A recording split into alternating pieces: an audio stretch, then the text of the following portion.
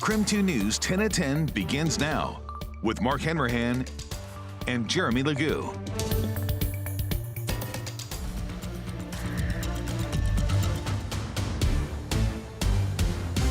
Taking a live look at downtown Spokane tonight. Today brought wet snow across the inland northwest, and it kept coming down for most of the day today, causing issues for drivers and leading to several crashes. Good evening, and thank you for joining us for KREM 2 News 10 at 10, where we give you more news in less time. Things have tapered off this evening, but what's in store for tomorrow? Chief Meteorologist Jeremy Legoo joining us now with the answer. Jeremy? Mark, it all comes down to temperatures here in the next few hours, and we sit slightly above freezing. But notice there is a little bit of fog forming, and that fog is going to be a contender tomorrow morning. Reason being, well, we got all that moisture, we cleared things out, and it likely just kind of sticks around in a few of those locations. Seeing visibility drop to about a half a mile out at the airport. Seeing some lower visibility up in Deer Park and Ritzville as well. So it's just something we'll have to keep our eyes on. Because of that fog, I don't think our temperatures slide too much. We're pretty close to freezing. Coeur d'Alene down to 31. I think you wind up with some slick spots early tomorrow morning. And with our temperatures here in Spokane likely dropping a couple of degrees, it's likely we wind up with some slick spots early tomorrow morning. But there's our moisture. You zoom out and starting to team its way in. This is our first wave. That'll hit us early tomorrow morning with a few light snow showers. Moves in as more widespread rain later in the day and takes us into a soggy couple of days with temperatures on the rise. We'll top out at 38 tomorrow, 45 by Wednesday. All right, sounds good, Jeremy. Thank you very much. We'll check back in with you later in the show. Well, today's snow was an issue for drivers across the region, and tonight we are getting a better idea of how big of a problem it was out there on the roads. Take a look at this. The Grant County Sheriff's Office says the driver of this car was going too fast when he lost control and hit a snowplow. It happened this morning near Ephrata. Both the driver of the car and the snowplow were hurt in the crash. However, authorities say they are expected to recover. That certainly wasn't the only crash. Today, according to the Washington State Patrol, troopers investigated 19 crashes in District 4, which includes Eastern Washington. 9 of those were crashes right here in Spokane County. 2 resulted in injuries. Sergeant Greg Brunell says the snow didn't start to impact the Spokane area until after the morning commute. He also says the trend with today's collisions was drivers going too fast for conditions. The law says you have to be traveling at a safe speed at all times to avoid a collision due to weather conditions. And so we have to be driving a safe and prudent speed during those weather conditions. Troopers say on days like today, drivers should slow down, increase following distance, and certainly stay alert. A second grade student called 911 to report a shooting had occurred at school. Don't let that soak in for a minute. A second grade student called 911 at 10:57 a.m. to report a shooting at school. A sobering statement tonight from the chief of the Madison Police Department in Wisconsin after a school shooting left 3 dead, including the teenage female suspect. That suspect was a student there. 6 others were hurt, including 2 with critical injuries. CBS's Ian Lee brings us the latest from Madison tonight.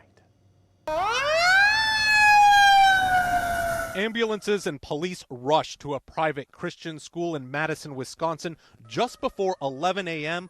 following reports of an active shooter. Got a call coming in at Abundant Life Christian Church that's advising someone was shot. Police say victims included a teenage student and teacher who were killed. It's sad, to be home and then somebody call you and say your kids' school in lockdown and shooting and you didn't know where they are. Police say the shooter was a 15-year-old girl who attended the school and that she appears to have died from a self-inflicted gunshot. CBS News has learned she was carrying a 9mm pistol. Police are still working to determine a possible motive. Today truly is a sad day for Madison and for our country. It is a day that I believe will live in our collective minds for a very, very long time. The school's former principal shared his pain about the shooting. My heart grieves beyond words with them. This chart shows how school shootings have increased in the U.S. in recent years. Our community is better than this. Our country is better than this. Cannot continue. Saturday marked 12 years since the shooting at Sandy Hook Elementary School, where 20 first graders were shot to death. Ian Lee, CBS News, Madison, Wisconsin. This was the final week of classes before the school's Christmas break. Police say the shooter's parents are cooperating with the investigation. A man accused of a stabbing turned stand-up over the weekend faced a judge today. 27-year-old Michael Sam is charged with 2 counts of first-degree assault after authorities say he stabbed another man in the neck. After the attack, Spokane police say he barricaded himself inside of an apartment. That standoff led to the shutdown of I-90 for hours on Saturday. Sam is being held on $250,000 bond. Tonight, the suspect who deputies say stole a Jeep remains in the hospital. He was shot by the Jeep's owner, who chased after him on Friday night. The owner, who fired his gun, was not charged. In an effort to bring you more to every story tonight, KREM 2's Connor McAvoy spoke with an attorney to learn more about what Washington law says about cases like this. Connor? The attorney I spoke with says the case has a fact pattern similar to an incident from a decade ago. In that case, a jury found the defendant not guilty after shooting and killing someone during a car theft. Instead, they called it self-defense. 10 years ago, Gail Gerlach shot and killed someone in the process of stealing his SUV. It went to a jury trial, and I didn't litigate that case, but the jury acquitted under the theory of self-defense. Criminal defense attorney Timothy Note, who wasn't involved in that case or the current one from over the weekend, agreed to talk with us about Washington law and use of force.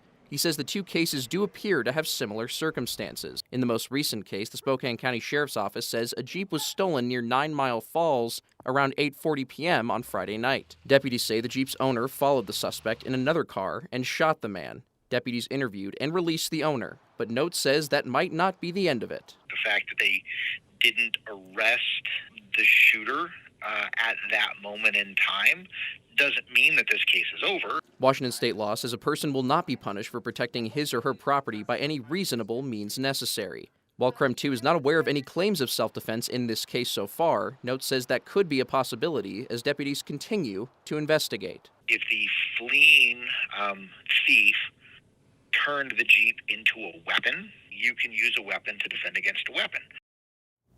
Note also emphasizes cases like these take time before more information is found. KREM 2 spoke with Corporal Mark Gregory with the Sheriff's Office for more information. While he says he can't comment on an ongoing case, he did reference a Washington state law regarding use of force. Connor McAvoy, KREM 2 News. Connor, thank you very much. And now to our night beat with a quick look at today's top stories. You may soon see new additions to Spokane County Sheriff's deputies and Spokane Valley police officers thanks to a safety grant from the Spirit of Blue Foundation. Around 135 Guardian Angel wearable lights are rolling out among Spokane Valley police and deputies. The multifunctional lights can make officers more visible. Spokane County rolled out those lights a couple of weeks ago, and Sheriff John Knoll says there are several situations where they will be useful.